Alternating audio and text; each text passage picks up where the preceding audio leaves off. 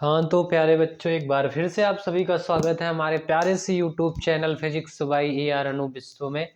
और आज जो है हम सब लोग पढ़ने वाले हैं नील बोर का परमाणु मॉडल।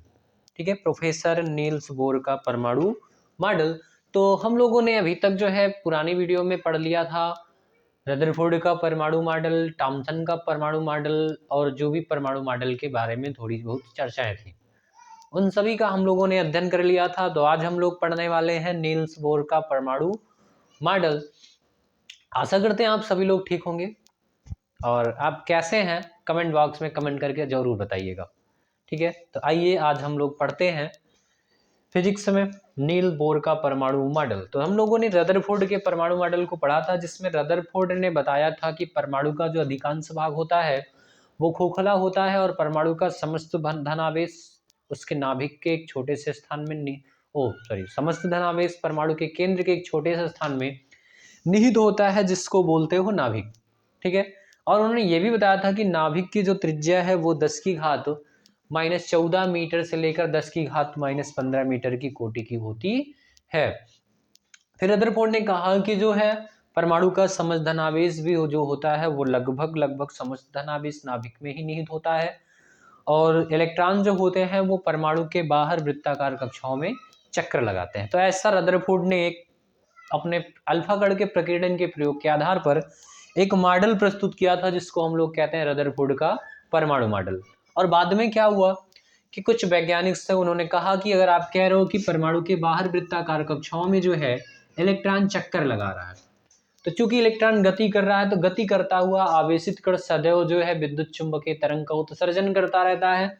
तो विद्युत चुंबकीय तरंग के रूप में या तरंगों के रूप में यहाँ से ऊर्जा सदैव क्या होती रहेगी, उत्सर्जित होती रहेगी। तो जिससे इलेक्ट्रॉन का ऊर्जा निरंतर घटती रहेगी, और जैसे जैसे इलेक्ट्रॉन की ऊर्जा निरंतर घटती रहेगी वैसे वैसे क्या होने वाला है, इलेक्ट्रॉन का जो वृत्तीय पथ की त्रिज्या है वो घटती जाएगी, और इलेक्ट्रॉन का जो वेग का पथ है वो घटते घटते घटते घटते एक टाइम आएगा कि इलेक्ट्रॉन आके नाभिक में गिर जाएगा और नाभिक का विनाश हो जाएगा।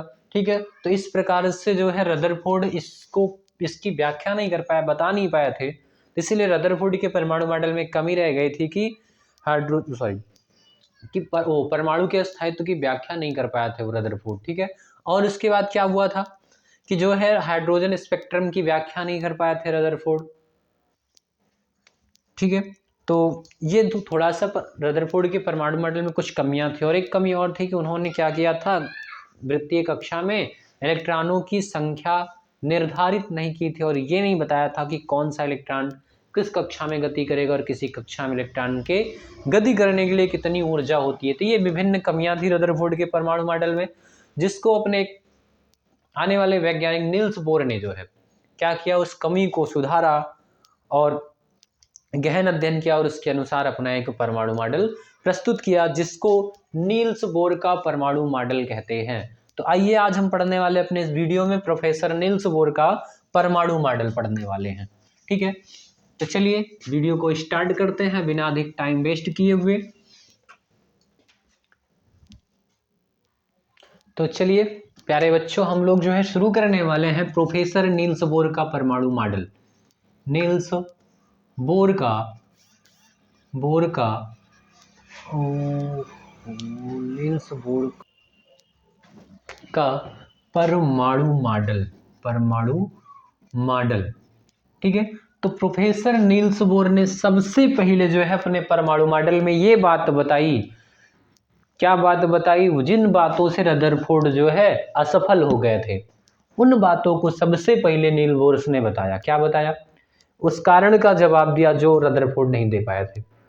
ठीक है, तो पहली बात तो रदरफोर्ड नील बोर ने कहा कि जो परमाणु होता है, ठीक है, उसकी त्रिज्या वही 10 की घात -10 मीटर की होती है, और जो परमाणु का समस्त द्रव्यमान होता है उसके नाभिक में निहित होता है। ठीक है, तो आइए थोड़ा ध्यान से पढ़ते हैं इसको। तो नील्स बोर के अनुसार जो होता है, परमाणु में एक धनावेशित नाभिक होता है, धनावेशित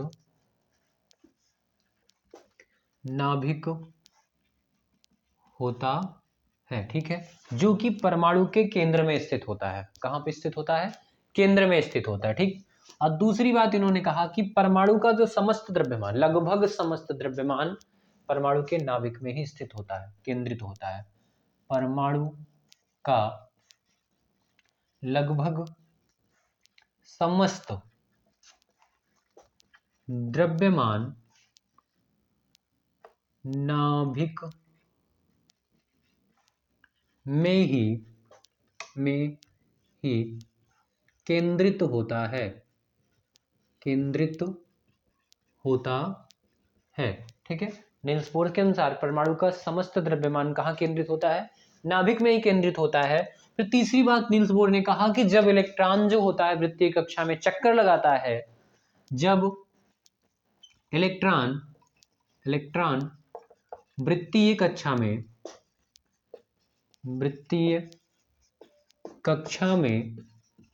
चक्कर लगाता है, ठीक है, जब इलेक्ट्रॉन वृत्तीय कक्षा में चक्कर लगाता है तो वो ऊर्जा का उत्सर्जन नहीं करता है, तो वह ऊर्जा का उत्सर्जन नहीं करता है। ठीक है।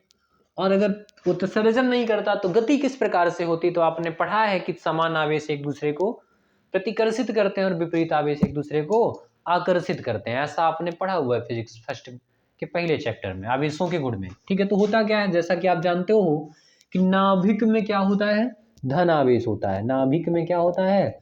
धन आवेश होता है। और जो इलेक्ट्रॉन होता है वो बाहर वृत्ताकार कक्षाओं में चक्कर लगाता है। वृत्ताकार कक्षाओं में क्या करता है? चक्कर लगाता है। तो ये नाभिक धन आवेशित, इलेक्ट्रॉन ऋण आवेशित, ये धनावेशित नाभिक इलेक्ट्रॉन पर क्या करता है? कूलाम बल के अनुसार, कूलाम के अनुसार इस पर आकर्षण बल लगाता है। और वही आकर्षण बल यहाँ पे काम करता है किसका काम करता है? अभिकेंद्रीय बल का। ठीक। तो एक प्रकार से हम ये भी कह सकते हैं क्या कि F बराबर 1/4 पाई एप्सिलॉन नॉट। Q1 का मतलब हो जाएगा इलेक्ट्रॉन और Q2 का मतलब नाभिक। तो नाभिक का आवेश कितना होता है? Ze होता है, जितना परमाणु क्रमांक गुणे प्रोटॉन का आवेश। ठीक है। इनटू इलेक्ट्रॉन का कितना आवेश होता है? E होता है। ठीक है। बटे इसकी त्रिज्या r², त्रिज्या r²। और F को हम लिख सकते हैं ना, क्योंकि ये अभिकेंद्रीय बल का काम कर रहा है, तो mv²/r। ठीक है। चलो is equal to 1/4 pi epsilon not 2e², sorry ZE²/r²। एक आर से एक आर कैंसिल। तो यहाँ से हम चाहे आर को पक्षांतर करते नाभिक की त्रिज्या भी निकाल सकते हैं। ठीक है। तो ये सारी चीजें हम आगे करने वाले हैं थोड़ा सा। तो यहाँ पे देखिए, जो इलेक्ट्रॉन गति कर रहा है वृत्तीय कक्षा, क्योंकि गति करने के लिए, वृत्तीय गति करने के लिए नाभिक सॉरी अभिकेंद्रीय बल की आवश्यकता होती है, और वो अभिकेंद्रीय बल इस कूलाम बल से प्राप्त होता है। ठीक है। और इलेक्ट्रॉन जो अपनी कक्षा में चक्कर लगाता है वो बिना ऊर्जा का उत्सर्जन किए हुए ही चक्कर लगाता है। ठीक। फिर उसके बाद प्रोफेसर नील्स बोर ने एक बात और कही। नील्स बोर ने यह कहा कि इलेक्ट्रॉन जो है होता है वो उसी कक्षा में चक्कर लगा सकता है जिसमें उसका कोणीय संवेग h/2 पाई का पूर्ण गुणज होता है। ठीक है। तो नील्स बोर ने क्या कहा? चौथा पॉइंट, प्रोफेसर नील्स बोर के अनुसार,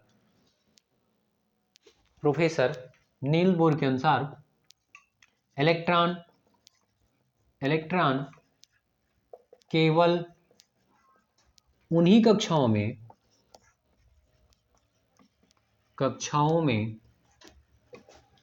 चक्कर लगाता है जिसमें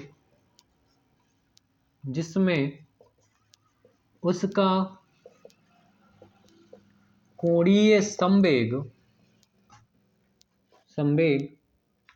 h/2 पाई का पूर्ण गुणज होता है।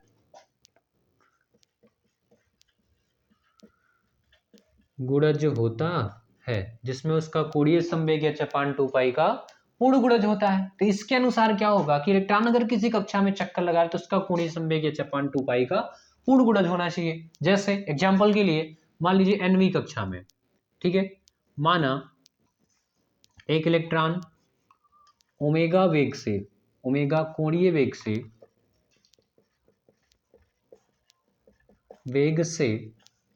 nवीं कक्षा में कक्षा में चक्कर लगा रहा है, चक्कर लगा रहा है, ठीक है।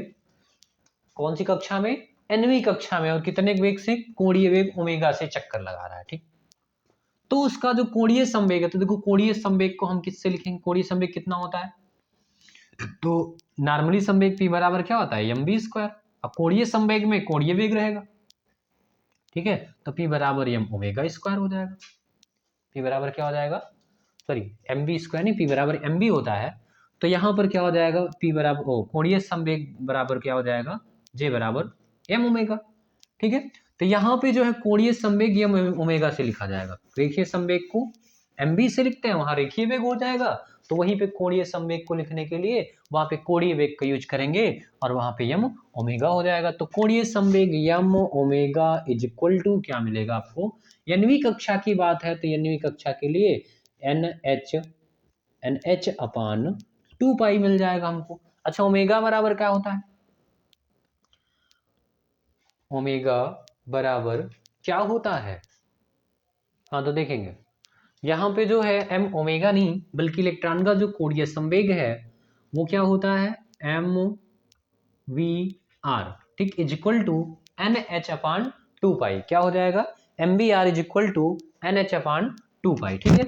अब जरा ध्यान से देखिए, MVR is equal to NH upon 2 pi, जहां पे n क्या है? ये n, ठीक है।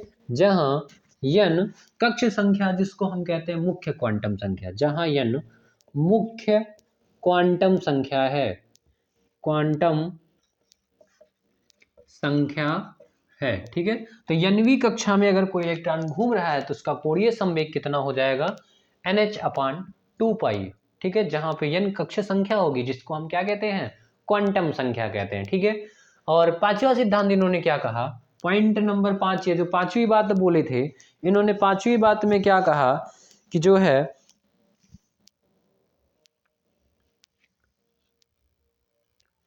पांचवी बात तो इन्होंने क्या कहा था कि जब जो है किसी इलेक्ट्रॉन को, किसी कक्षा में गति करते हुए किसी इलेक्ट्रॉन को, जब किसी कक्षा में गति करते हुए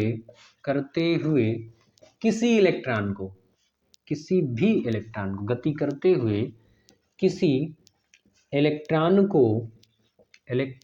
को कहीं बाहर से ऊर्जा मिल जाए, ठीक है, कहीं बाहर से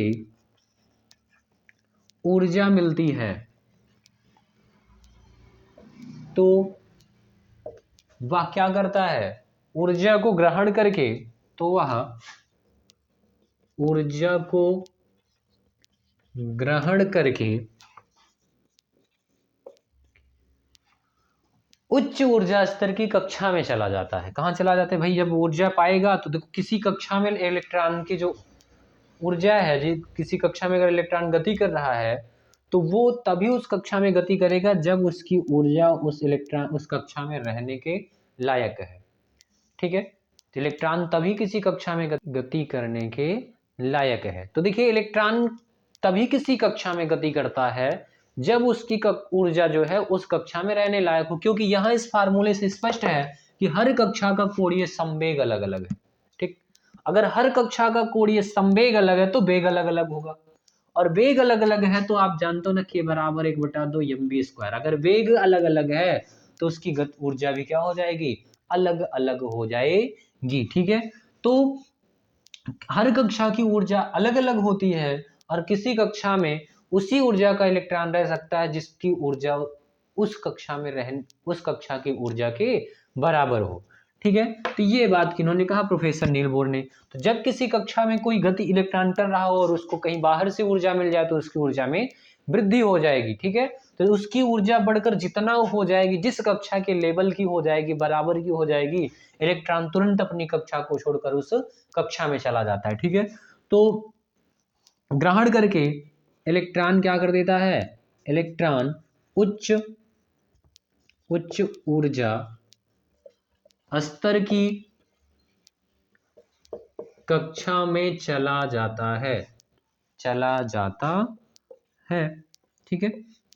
और जाने के बाद वो ज्यादा देर तक तो रह नहीं सकता, नहीं तो ऐसा क्या होगा कि अंदर के सारे इलेक्ट्रॉन भाग जाएंगे बाहर वाली कक्षा में, ठीक है, अंदर वाली कक्षा ही खाली हो जाएगी।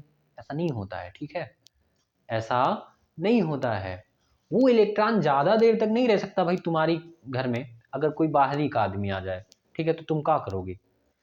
अगर जैसे ज़्यादा कमा उमा के आया तो पहले उसको रखोगे अपने घर में, और उसके बाद फिर थोड़ी देर बाद उसका पैसा वैसा जब खर्चा खत्म हो जाएगा तो उसका बोझ थोड़ी ना उठाओगे, कोई चलो हटो अपना बोरिया बुस्सा उठाओ और चलो यहाँ से चले आओ, जगह रुकाए हो, ठीक है।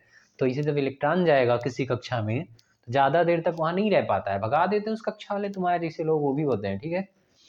तो क्या होगा कि इलेक्ट्रॉन जब उच्च ऊर्जा स्तर की कक्षा में चला जाता है, ठीक है, परंतु और कितना देर तक रहता है ना, बहुत थोड़ा सा, तुम लोग तो मान लो उसको 2-4 दिन बर्दाश्त भी कर लोगे, ये और दुष्ट है, नहीं बर्दाश्त करता है, ठीक है।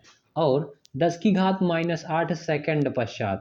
सेकंड पश्चात पुनः ऊर्जा का ऊर्जा का उत्सर्जन करता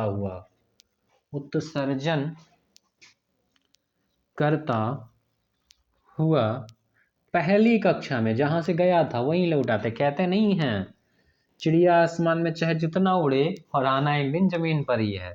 तो इलेक्ट्रॉन ऊर्जा पाके चाहे जिस कक्षा में चला जाए, आना लौट के पहली कक्षा में ही है, ठीक है। तो ऊर्जा का उत्सर्जन करता हुआ पुनः पुनः पहली कक्षा में, पुनः ऊर्जा का उत्सर्जन करता हुआ पहली कक्षा में वापस लौट आता है, पहली कक्षा में वापस लौट आता है, लौट आता है, ठीक है। तो जल्दी से स्क्रीनशॉट ले लिए, तो फिर हम आगे चलते हैं। तो आपने स्क्रीनशॉट ले लिया होगा, मैं साइड हो गया था, ठीक है। तो चलिए आगे चलते हैं।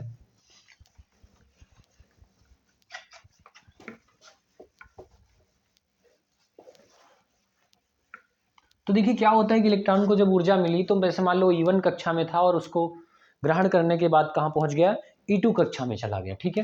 तो जब वो वापस लौटेगा ना तो दोनों कक्षाओं की ऊर्जा अंतराल के बराबर, मतलब दोनों कक्षाओं की ऊर्जा, जैसे सपोज दैट मान लो पहली कक्षा की ऊर्जा -10 जूल है, ठीक है, या -13.6 इलेक्ट्रॉन वोल्ट है, ठीक। और दूसरी कक्षा की ऊर्जा कितना है, तो दूसरी कक्षा की ऊर्जा है 3.4 इलेक्ट्रॉन वोल्ट, मान लो माइनस में, ठीक है, 3.4 इलेक्ट्रॉन वोल्ट। तो अगर इस कक्षा के इलेक्ट्रॉन को इतनी ऊर्जा मिल जाए कि उसको पाने के बाद इतना पड़ जाए, मतलब कोई फोटॉन इसके पास ऐसा आ जाए, ठीक है, कि उसकी ऊर्जा 10.2 इलेक्ट्रॉन वोल्ट हो, कितना हो, प्लस में 10.2 इलेक्ट्रॉन वोल्ट हो, ठीक है। तो 10.2 इलेक्ट्रॉन वोल्ट कितना है भाई, 3 4 होगा ना यहाँ पे, नहीं 4 यही 12, सॉरी 3 ही होगा, ठीक है, 3 ही होगा, ठीक है ठीक है ठीक है। तो क्या होगा कि जैसे मान लो कितना आ गया, हाँ 10.2 इलेक्ट्रॉन वोल्ट का कोई फोटान आ जाए, तो इस इलेक्ट्रॉन से जब टकराएगा तो इलेक्ट्रॉन क्या करेगा, इसकी ऊर्जा को ग्रहण कर लेगा। तो इस इलेक्ट्रॉन के पास अब कितनी ऊर्जा हो जाएगी कितनी हो जाएगी, तो इसके पास 13 दशमलव माइनस की 6 पहले से थी, प्लस का 10.2 आ जाएगा, तो क्या हो जाएगा, 6 में से 2 गया, क्योंकि प्लस माइनस घट जाएगा, 6 में से 2 गया 4, और 10 में से 13 गया 3.4, ठीक है। हाँ, तो इसके पास माइनस की 3.4 इलेक्ट्रॉन वोल्ट ऊर्जा बचेगी, ठीक है, हो जाएगी। तो ये क्या करेगा, वो अपनी इस कक्षा को छोड़कर इसमें चला जाएगा, ठीक है। तो इस कक्षा का जो इलेक्ट्रॉन ज्यादा देर बर्दाश्त नहीं करने वाला है, ठीक है, थोड़ी देर रहेगा, हालचाल पूछेगा, फिर इसके बाद चलो यहाँ चलो किसको, ठीक, तो इलेक्ट्रॉन को क्या करेगा, फिर से वापस आएगा। जब इलेक्ट्रॉन वापस आएगा तो जितनी ऊर्जा उसने ये ग्रहण किया ना, उतनी ऊर्जा विद्युत तरंग, चुंबकीय तरंग के रूप में उत्सर्जित करता हुआ, तरंग के रूप में उत्सर्जित करता हुआ फिर से क्या हो जाएगा, इस कक्षा को छोड़कर जिस कक्षा में से गया था उसी कक्षा में फिर से वापस लौट आएगा। तो सपोज दैट मान लेते हैं इस कक्षा की ऊर्जा E1 और इस कक्षा की कितनी है, E2 है, तो कितना ऊर्जा वो जो है उत्सर्जित करेगा, दोनों कक्षाओं की ऊर्जा के अंतर के बराबर, अर्थात E2 माइनस E1 के बराबर, ठीक। तो यहाँ पे जब वापस लौटेगा तो कितना ऊर्जा उत्सर्जित करेगा, E2 माइनस E1 के बराबर उत्सर्जित करेगा, और ये ऊर्जा एक फोटान के रूप में आगे बढ़ेगी। तो फोटान की ऊर्जा कितनी होती है, एच न्यू, ठीक है, तो कितनी होती है, एच न्यू होती है, जहां न्यू बराबर एच गुणे में इधर आएगा भाग में यच क्या है, प्लांक नियतांक है, तो E2 माइनस E1 अपान क्या हो जाएगा, H हो जाएगा। ठीक है, E2 माइनस E1 अपान क्या मिलेगा आपको, H मिल जाएगा। और ये जो समीकरण प्राप्त हुआ है हमें, इसे इसे बोहर का आवृत्ति प्रतिबंध कहते हैं। इसे बोहर का आवृत्ति प्रतिबंध कहते हैं, प्रतिबंध कहते हैं। आज हो सकता है वीडियो में जूम इन और जूम आउट की समस्या कम हो गई हो, क्योंकि हो क्या रहा था अभी तक मैंने ध्यान नहीं दिया था, और वो जो लाइट थी थोड़ी स्लो थी। ठीक है, तो आज हमने क्या किया, एक बड़ा सा हैलोजन लगा दिया, अब समस्या गायब हो जाएगी। ठीक है, तो ठीक है, तो अब आप जो है इसका स्क्रीनशॉट ले लीजिए और फिर हम अब आगे चलते हैं। प्रोफेसर नील्स बोर के परमाणु मॉडल के अनुसार इतनी ही चीजें थी, और अब हम इनके और अधिक खोजों के बारे में पढ़ने वाले हैं। ठीक है, तो आप इसका स्क्रीनशॉट ले लीजिए और फिर हम आगे चलते हैं। ये फार्मूला याद रखिएगा, अभी आगे काम देने वाला है। ठीक है, तो स्क्रीनशॉट ले लीजिए, फिर आगे चलते हैं हम लोग। तो चलिए, आपने स्क्रीनशॉट ले लिया होगा, आगे चलते हैं। अब हम लोग पढ़ने वाले हैं हाइड्रोजन विष परमाणुओं के लिए बोहर का सिद्धांत। हाइड्रोजन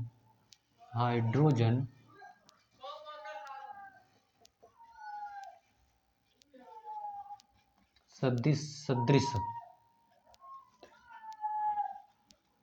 परमाणुओं के लिए, हाइड्रोजन सदृश परमाणुओं के लिए बोहर का सिद्धांत, बोहर का सिद्धांत। ठीक है, तो हाइड्रोजन सदृश परमाणुओं के लिए बोहर का सिद्धांत। तो बोहर ने कहा कि यदि कोई इलेक्ट्रॉन है जिसका द्रव्यमान यम है, ठीक है, बोहर ने कहा यदि यम द्रव्यमान का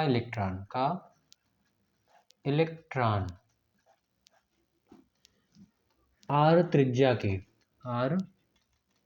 के यम द्रव्यमान का इलेक्ट्रॉन r त्रिज्या के कक्षा में चक्कर लगा रहा हो तथा परमाणु क्रमांक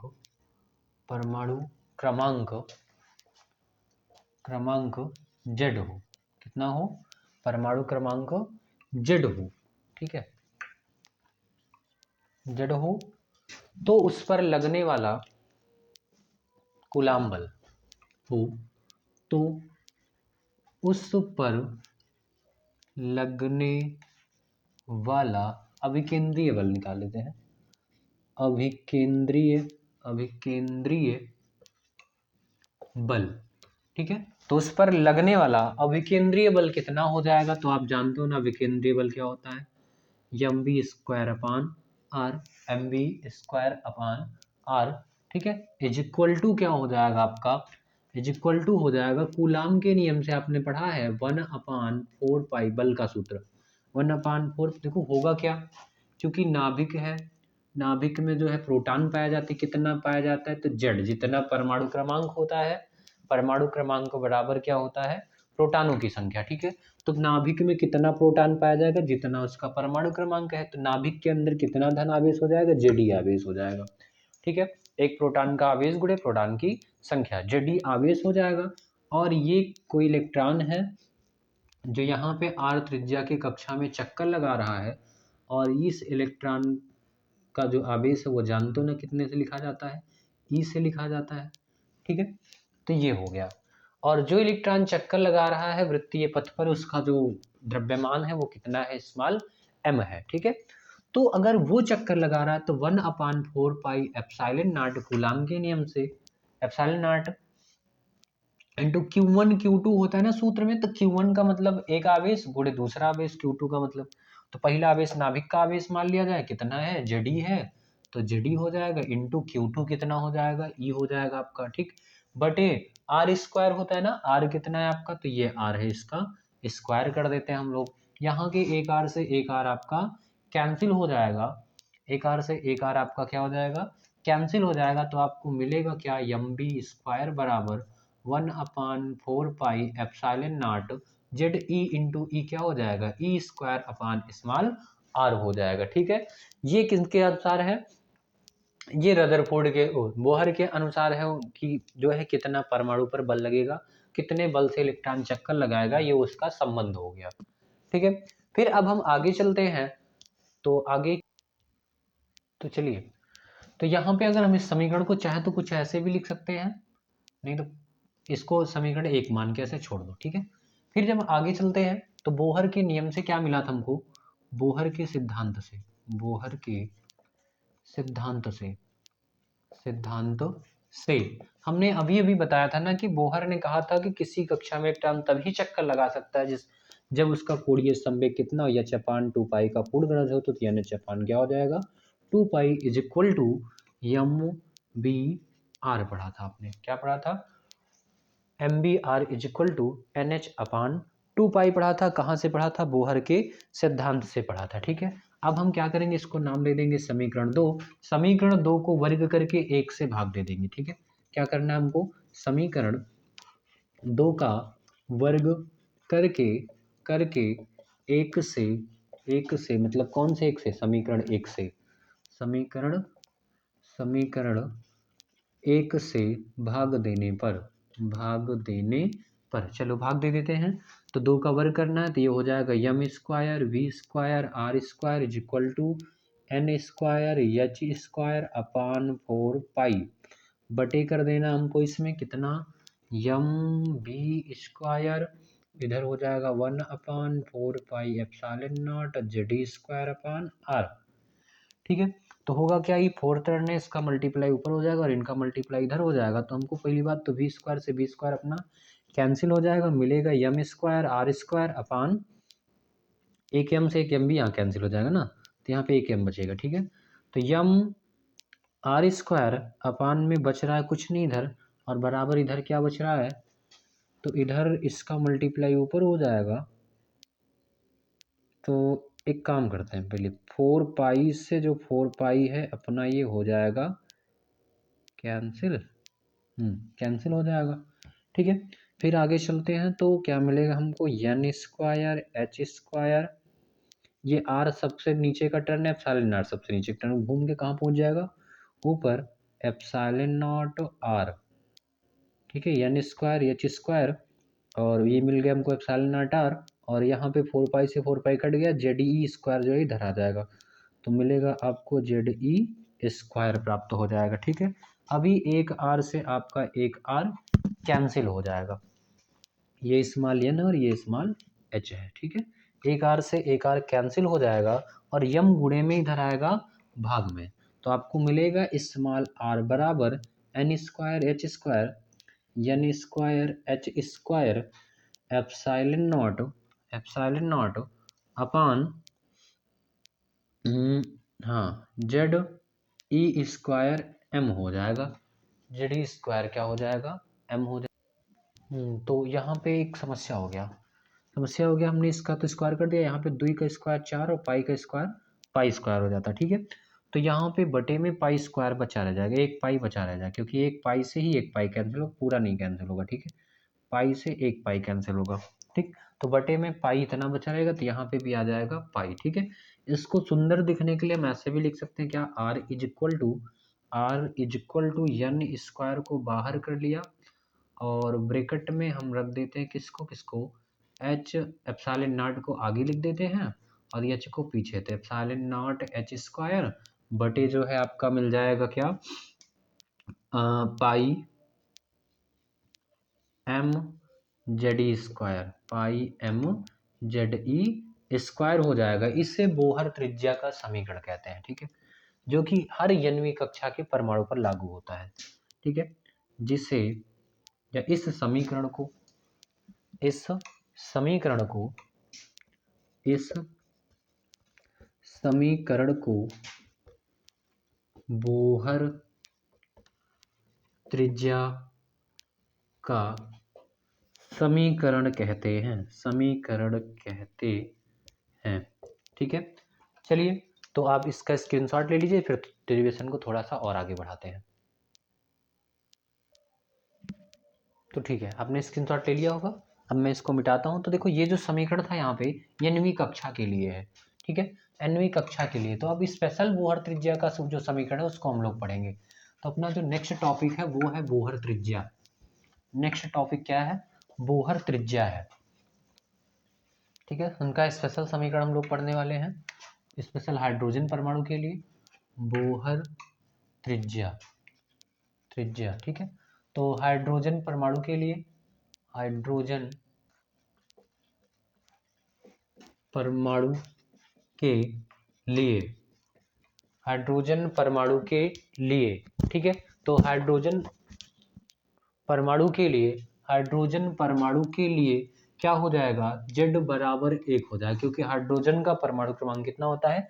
1 होता है। ठीक है, और उसकी पहली कक्षा के लिए, तथा हाइड्रोजन परमाणु के लिए Z बराबर 1 और पहली कक्षा के लिए, पहली कक्षा के लिए, पहली कक्षा के लिए। तो पहली कक्षा की बात करेंगे तो उसके लिए क्या हो जाएगा? कक्षा संख्या n बराबर 1 हो जाएगा। ठीक है, अब इस वैल्यू को उठा के यहाँ इस फार्मूले में रखेंगे तो क्या मिलेगा हमको? r बराबर n स्क्वायर है और n का मान कितना? 1 है, तो 1 का स्क्वायर करोगे तो 1 ही मिल जाएगा। ठीक है, तो चलो एक बार रख देता हूँ। 1 का square epsilon not h square upon में पाई, पाई हो गया, यम हो गया, गुणे जेड का मान कितना रख देंगे? 1 रख देंगे, इंटू ए स्क्वायर हो जाएगा। ठीक, इंटू ए स्क्वायर। और आगे सॉल्व करेंगे तो पहली कक्षा की बात है तो पहली कक्षा की त्रिज्या जो उसको r1 से लिख देंगे। ठीक है, तो r1 बराबर क्या हो जाएगा? यहाँ पे एप्सिलॉन नॉट h स्क्वायर बटे में pi M E square, epsilon not h square बटे में पाई एम ई स्क्वायर, जहाँ पे एप्सिलॉन नॉट नियतांक है। ठीक है, एच भी नियतांक है। ठीक है, प्लांक का नियतांक, पाई भी नियतांक है, यम भी नियतांक है, और ई आपका इलेक्ट्रॉन का द्रव्यमान भी नियतांक है। ठीक है, तो ये सारी चीजें नियतांक है। और इसको जब हम इसको सॉल्व करेंगे तो हमको यहाँ से R1 की वैल्यू मिल जाती है 0.53 एंगस्ट्रॉम। कितना मिल जाती है? 0.53 एंगस्ट्रॉम मिल जाती है R1 की वैल्यू। ठीक है, अब जैसे किसी भी परमाणु की किसी भी कक्षा की बात करनी हो तो उसके लिए क्या हो जाएगा? बोहर के अनुसार, बोहर के अनुसार, अनुसार अब nवीं कक्षा की त्रिज्या क्या हो जाएगी? nवीं कक्षा की त्रिज्या। तो nवीं कक्षा की त्रिज्या क्या हो जाएगी? तब ध्यान से देखिए, R1 की पता चल गई है, तो nवीं कक्षा की निकालने के लिए Rn बराबर हम क्या कर देंगे? पहली कक्षा की त्रिज्या में किससे गुणा कर देंगे हम लोग? जो है यहाँ पे देखिए, nवीं कक्षा की त्रिज्या के लिए यहाँ पे n स्क्वायर होता था, तो यहाँ पे हम क्या करेंगे? R1 में मल्टीप्लाई कर देंगे n स्क्वायर से, और बटे परमाणु क्रमांक कितना था? Z था, तो बटे Z। तो किसी भी परमाणु के, हाइड्रोजन के जैसे किसी भी परमाणु की जो त्रिज्या निकालनी है nवीं कक्षा की, तो nवीं कक्षा की त्रिज्या निकालने के लिए पहली कक्षा की त्रिज्या में n स्क्वायर अपान Z से गुणा कर देंगे। ठीक है, एग्जाम्पल के लिए, एग्जाम्पल के लिए जैसे हाइड्रोजन की हमको दूसरी कक्षा की त्रिज्या निकालनी है। ठीक है, एग्जाम्पल के लिए, ठीक है, R2 इज इक्वल टू क्या करेंगे हम? तो R2 इज इक्वल टू जब निकालना होगा तो R2 इज इक्वल टू निकालना है तो R2 इज इक्वल टू क्या हो जाएगा? R1 की वैल्यू 0.53 इंटू एन का मान 2 रखेंगे, 2 का स्क्वायर बटे हाइड्रोजन के लिए है तो 1 हो जाएगा। ठीक है, हाइड्रोजन परमाणु के लिए क्या हो जाएगा? 1 हो जाएगा। तो R2 इज इक्वल टू जो है 2 दूना 4, 4 तिहाई 12 के 2, 4 पंचे 20 और 20 एक 21, 2.12 एंगस्ट्रॉम हो जाएगी। ठीक है, तो पहली कक्षा वो दूसरी कक्षा की त्रिज्या हो जाएगी। इसी प्रकार से अगर आपको तीसरी कक्षा की त्रिज्या निकालना है तो तीसरी कक्षा की भी निकाल सकते। ठीक है, तो तीसरी कक्षा के लिए हम क्या कर देंगे? तो तीसरी कक्षा के लिए जो है यहाँ पे हम कर सकते हैं R3 बराबर, R3 बराबर क्या हो जाएगा?